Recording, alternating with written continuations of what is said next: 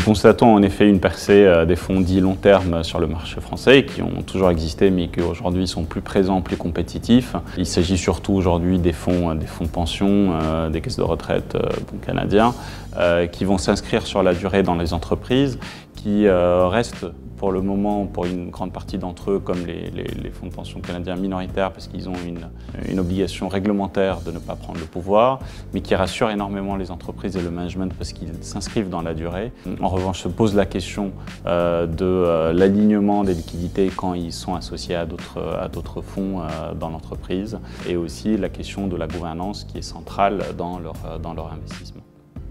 On peut dire en effet qu'il y a une montée des deals minoritaires. On ne va pas revenir sur les fonds proprement minoritaires qui sont là depuis longtemps.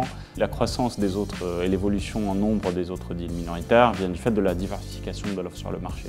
Nous allons avoir des majoritaires qui font du minoritaire aussi maintenant aujourd'hui qui font du majoritaire. Nous avons évoqué tout à l'heure les fonds de pension et les fonds dits long terme qui vont être minoritaires, mais aussi parfois le management qui va s'associer avec certains fonds, certains family office pour se faire reluer et monter dans le capital. Tout cela contribue à la diversification des concurrents, des acquéreurs potentiels pour une société qui est en transmission et qui va aussi mettre de l'attention sur le marché pour gagner les bids lors des processus de vente.